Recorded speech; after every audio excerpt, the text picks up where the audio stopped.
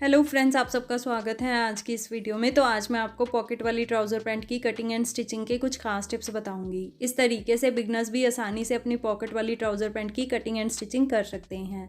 तो आपका ज़्यादा टाइम ना लेते हुए हम आज की इस वीडियो को शुरू करते हैं।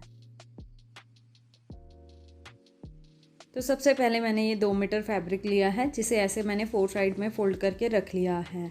ये देखिए, ये इसकी खुली वाली साइड है और ये इसकी बंद वाली साइड है। पहले हमने इसे सिंगल फोल्ड किया, उसके बाद फिर से डबल फोल्ड करके इस तरीके से हमने इसे रख लिया है। अब हमें ना सबसे पहले ऊपर की तरफ ना इलास्टिक के मार्जिन को मार्क करना होता है। तो वो यहाँ पे ना हमने लगभग 5 इंच ऊपर की तरफ ऐसे मार्क कर लेना है, बिल्कुल सीधा सीधा। तो अब हमें यहाँ पे ना पैंट की लेंथ को मार्क करना है। लेंथ हम ये ऊपर वाले इलास्टिक वाले मार्जिन को छोड़ के नीचे मार्क करेंगे। तो नीचे की तरफ आपने जितनी भी अपनी ट्राउज़र पैंट की लेंथ रेडी करनी है ना, आप उतनी यहाँ पे मार्क कर लीजिए। मुझे लगभग 37 इंच इसकी लेंथ रेडी करनी है, लेकिन मेरे पास इसकी लेंथ जो है ना वो 34 इंच ही आ रही है। तो मैं यहाँ पे 34 इंच को ही मार्क करूँगी। नीचे की तरफ मैं एक्स्ट्रा डिज़ाइनर फैब्रिक लगा के इसकी फोल्डिंग कर दूँगी। तो ऐसे हम 34 इंचज़ को ना सीधा सीधा मार्क कर लेंगे। अब हमने ना ऊपर से नीचे आसन के लिए मार्क करना होता है। ये मार्क ना हिप के साइज़ के अकॉर्डिंग होता है। तो यहाँ पे हमारे पास जो हिप का रेडी साइज़ है वो है 40 इंच। 40 में हमने ना लगभग 4-5 इंच की लूजिंग और ऐड कर देनी है। तो अगर हम इसमें 4 इंच की लूजिंग और ऐड करेंगे तो हमारे पास आ जाएगा 44 इंचज़। 44 को ना अब हमने 4 से डिवाइड करना, क्योंकि हमने फैब्रिक को 4 साइड में फोल्ड करके रखा हुआ है। तो 4 से डिवाइड करेंगे तो हमारे पास आंसर आएगा 11 इंच। तो यहाँ पे ना हमने ऐसे 11 इंच को नीचे की तरफ मार्क कर लेना है। तो ऐसे हमने आसन के लिए यहाँ पे 11 इंच मार्क कर लिया है। अब हमें यहाँ पे ना वेस्ट के लिए भी मार्क करना है। तो वेस्ट का साइज़ भी हमने हिप के साइज़ के अकॉर्डिंग ही मार्क करना होता है। जैसे लूजिंग डाल के यहाँ पे हमारे पास हिप का रेडी साइज़ 44 आ रहा है ना, तो 44 को हमने यहाँ पे भी 4 से ही डिवाइड करना है, क्योंकि हमने फैब्रिक को 4 साइड में फोल्ड किया हुआ है। इसीलिए यहाँ पे भी हमने ऐसे ही 11 इंच को मार्क कर लेना है। कोने की किनारी को ना हमने आधा इंच छोड़ते हुए आगे की तरफ 11 इंच मार्क कर लेना है। तो अब हम इन दोनों मार्क को ना इस तरीके से ऊपर तक मिला लेंगे। तो अब हमें ना यहाँ से लगभग 2 इंच आगे ना थाई के लिए मार्क करना होता है। तो वो हम इस तरीके से करते हैं, 2 इंच आगे। और इससे आगे ना 1.5 इंच का हमें एक्स्ट्रा मार्जिन भी चाहिए होता है, तो उसे भी हम इस तरीके से मार्क कर लेंगे। तो अब हमें नीचे की तरफ ना इसकी मोहरी का साइज़ मार्क करना है। तो मोहरी का ना हमने यहाँ से 2 इंच छोड़ के मार्क करना है। यहाँ से इस तरीके से 2 इंच हम पहले मार्क कर लेंगे और यहाँ से आगे मोहरी का साइज़ मार्क करेंगे, ताकि मोहरी की जो शेप है ना वो बिल्कुल परफेक्ट आए पैंट के लिए। जितनी भी आपको अपनी ट्राउज़र पैंट की मोहरी रेडी करनी है ना, उससे लगभग 1 इंच आपने ज़्यादा लेना है। आधा इंच इस तरफ सिलाइयों में दबेगा और आधा इंच इस तरफ। तो मुझे यहाँ पे इसकी जो मोहरी का साइज़ है वो 7 इंच रेडी करना है, तो इसलिए मैंने 8 इंच को इस तरीके से मार्क कर लिया। अब हमें ये मोहरी वाले मार्क को ऊपर थाई वाले मार्क से मिला लेना है, और वो ये वाले स्केल से मिलाएंगे। स्केल को इस तरीके से रखेंगे, दोनों मार्क को आपस में मिला लेंगे। अब हमने ये जो एक्स्ट्रा मार्जिन लिया ना, इसे हमने यहाँ से ऐसे मिलाना है। इन फ्यूचर अगर हमें पैंट को लूज़ करने की ज़रूरत पड़े तो ये वाले मार्जिन से हम आसानी से उसे लूज़ कर सकते हैं। अब हमने ये वाले मार्क को ये वाले मार्क से मिलाना है। उसके लिए हम स्केल को ऐसे घुमा के रखेंगे और दोनों मार्क को ना आपस में मिलाते हुए यहाँ पे मार्किंग कर लेंगे। तो अब हमें ना स्केल की ये वाली साइड का यूज़ करना है, ये गोलाई का। ये दोनों मार्क को ना आपस में मिलाने के लिए इस तरीके से रखेंगे स्केल को, और यहाँ पे ना इसे मार्क कर लेंगे। तो अब हमने ये जो ऊपर की तरफ 5 इंच छोड़ा है ना फैब्रिक, इस पे ना हमने इलास्टिक का मार्जिन मार्क करना है। उसके लिए ना हम यहाँ से साइड से ना 3 इंच ऐसे मार्क करेंगे ऊपर तक। ये 3 इंच मार्क करना है आपने, ये देखिए। अब हमें ये 3 इंच वाले मार्क को ना ऊपर वाले मार्क से ऐसे डायगोनल शेप में मिला लेना है। ये बैक के लिए इलास्टिक का मार्जिन हो गया, ये थोड़ा ज़्यादा लिया जाता है। बैक का इलास्टिक का मार्जिन फ्रंट से थोड़ा ज़्यादा होता है। अब हमने फ्रंट के लिए इलास्टिक का मार्जिन मार्क करना है, तो यहाँ पे ना हमने 2 इंच मार्क करना है। 2 इंच को ना हमने इस तरीके से यहाँ पे मार्क कर लेना है। अब हमने ये वाले मार्क को ना साइड वाले 3 इंच वाले मार्क से ऐसे मिला लेना है। तो ऐसे हमने फ्रंट और बैक का ना इलास्टिक का मार्जिन भी मार्क कर लिया है। अब हमें आसन की गोलाई देनी है इस तरीके से, ऐसे। तो ऐसे हमने आसन की गोलाई को भी मार्क कर लिया है, और ये पैंट हमारी ऐसे पूरी तरह से मार्क हो चुकी है। अब हम इसे अपनी मार्किंग के साथ साथ कट कर लेते हैं।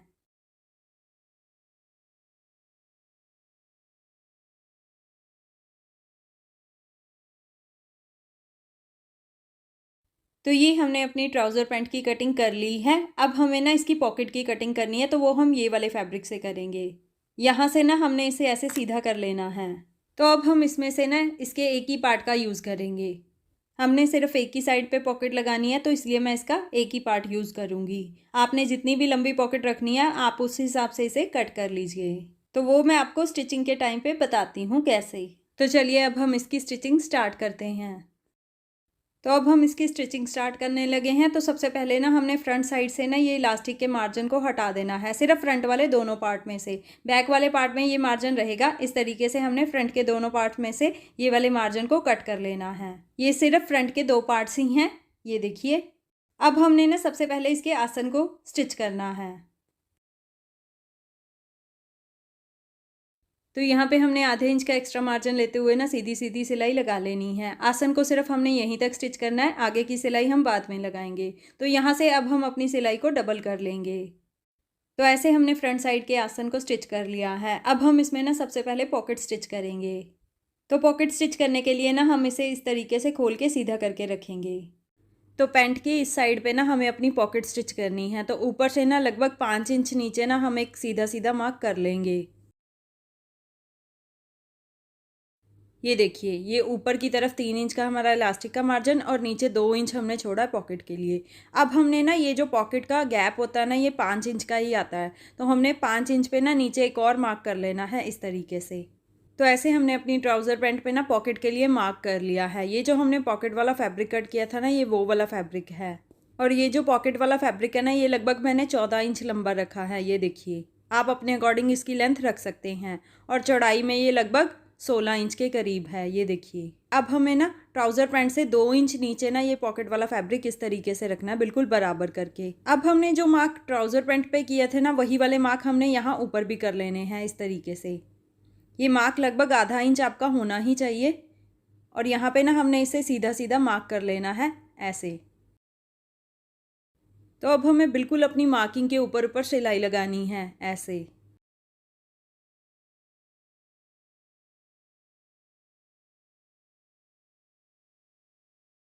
तो ये देखिए, बिल्कुल मार्किंग के ऊपर ऊपर हमने सिलाई लगा ली है। अब हमने ये बीच वाले फैब्रिक को कट कर देना है अपनी सिलाई के साथ, लगभग एक एक पैर का मार्जिन लेते हुए। और अब हमने ना यहाँ पे और यहाँ पे ना एक एक कट लगा लेना है। एक कट इस कोने में और एक कट इस कोने में ऐसे। और अब हमें पॉकेट वाले फैब्रिक को ना ऐसे अंदर की तरफ ले जाना है ट्राउज़र पैंट के ऐसे। और यहाँ पे ना एक किनारे की सिलाई हमें लगा लेनी है।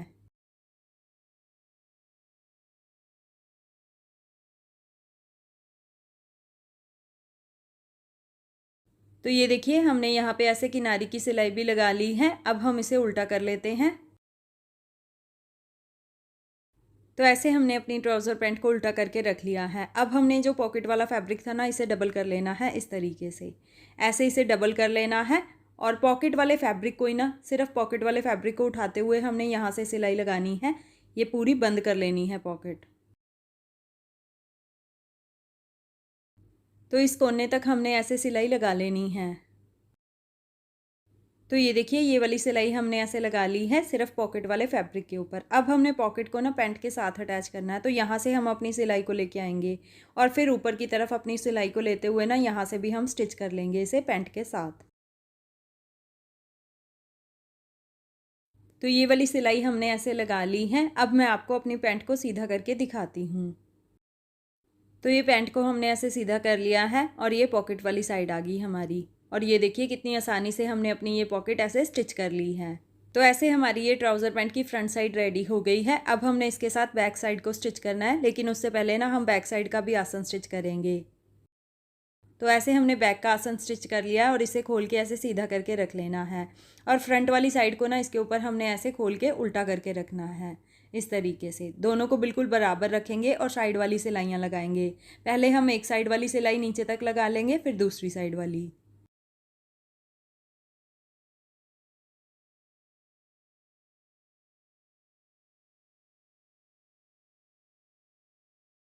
तो ये देखिए, एक तरफ हमने ऐसे साइड की सिलाई नीचे तक लगा ली है। अब हमने ऐसे ही ना दूसरी साइड वाली सिलाई भी नीचे तक लगा लेनी है।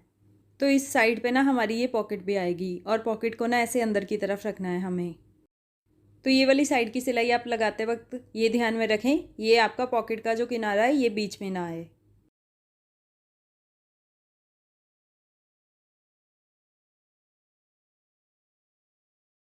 तो ऐसे हमने दोनों साइड की साइड वाली सिलाइयाँ लगा ली हैं और ये हमारी पॉकेट वाली साइड है। अभी मैं आपको इसको सीधा करके दिखाती हूँ। साइड की सिलाई लगने के बाद हमारी ये पॉकेट कुछ ऐसे आ जाएगी, ये देखिए। तो अब हमें ना अपनी ट्राउज़र पैंट को नीचे मोहरी वाली साइड से फ़ोल्ड करना है। तो जैसे मैंने आपको कटिंग के वक्त बताया था कि इसकी जो लेंथ है वो थोड़ी कम आ रही है और इसे लेंथ को पूरा करने के लिए ना मेरे पास ये वर्क वाला फैब्रिक बचा हुआ है, इसे हम यूज़ करेंगे यहाँ पे। तो अपनी ट्राउज़र पैंट को हम ऐसे खोल के सीधा करके रखेंगे और ये वाले फैब्रिक को ना इसके ऊपर हम ऐसे उल्टा करके रखेंगे।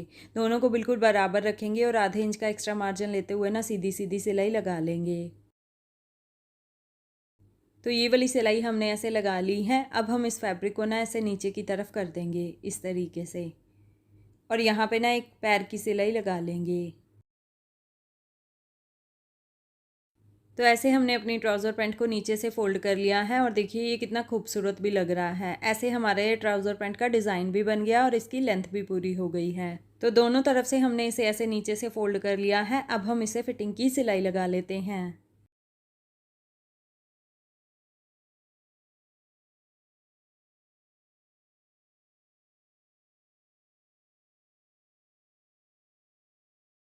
तो एक साइड की फिटिंग की सिलाई हमने ऊपर आसन तक ऐसे लगा ली है। अब हमने दूसरी साइड की जो फिटिंग की सिलाई है ना वो यहीं से शुरू करके नीचे तक लगा लेनी है।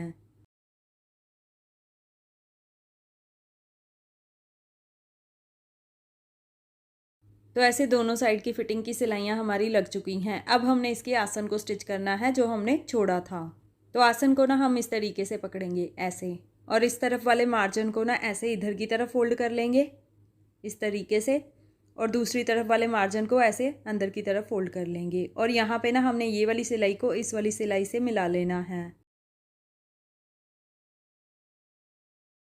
तो ये देखिए यहाँ पे हमारा ये आसन भी ऐसे स्टिच हो गया है। अब हमने ना सिर्फ इसमें इलास्टिक ही डालना है। तो ऊपर इलास्टिक डालने से पहले ना हम पैंट को ऐसे आधा इंच अंदर की तरफ फोल्ड करेंगे और यहाँ पे एक रफ स्टिच कर लेंगे। तो ऐसे हमने यहाँ पे एक रफ स्टिच भी कर ली है। अब हमें इसके अंदर इलास्टिक डालना है। तो इलास्टिक ना हमने हिप के साइज़ के अकॉर्डिंग कट करना होता है। जितना भी आपके पास हिप का रेडी साइज़ है ना उससे लगभग आपने 10-12 इंच इलास्टिक कम कट करना है। 10-12 इंच का स्ट्रेच इसमें अच्छे से हो ही जाता है। तो इलास्टिक को ना हमने इस तरीके से ऐसे करके पकड़ना है। ऐसे पकड़ेंगे और यहाँ पे 2-3 बार सिलाई लगा लेंगे ताकि ये टूटे ना। तो ऐसे इलास्टिक पे हमने सिलाई लगा ली है। अब हमने इलास्टिक को ऐसे अंदर की तरफ रखना है और पैंट को ऐसे ऊपर की तरफ फोल्ड करते हुए ना यहाँ पे हमें एक किनारे की सिलाई लगा लेनी है और यहाँ से ना पॉकेट वाले फैब्रिक को भी ना ऐसे ही अंदर की तरफ रखते हुए इसे फोल्ड करते हुए यहाँ पे हमने बिल्कुल किनारे की सिलाई लगा लेनी है। ये सिलाई लगाते वक्त आप ये ध्यान में रखें ये सिलाई आपकी इलास्टिक के ऊपर ना आए, नहीं तो इलास्टिक स्ट्रेच नहीं करेगा। तो ऐसे हमने इलास्टिक को अंदर रखते हुए यहाँ पे किनारे की सिलाई भी लगा ली है। अब हमें ना इसे इस तरीके से ऐसे पकड़ना है पैंट को और ऐसे, ताकि इलास्टिक अपनी जगह ले ले। अच्छे से इसे स्ट्रेच कर लेना है हमें पैंट के अंदर। ऐसे स्ट्रेच करते हुए ना यहाँ पे हमें इलास्टिक के बिल्कुल सेंटर में एक सिलाई लगा लेनी है। अब हमें ना पैंट को और इलास्टिक को एक साथ पकड़ के ऐसे खींचना है और फिर सिलाई लगानी है। ये सिलाई लगने से ना इलास्टिक हमारा घूमता नहीं है नेफे के अंदर। तो ये देखिए फ्रेंड्स हमने इसमें ऐसे इलास्टिक भी स्टिच कर लिया है और हमारी ये ट्राउज़र पैंट ऐसे पूरी तरह से रेडी हो गई है।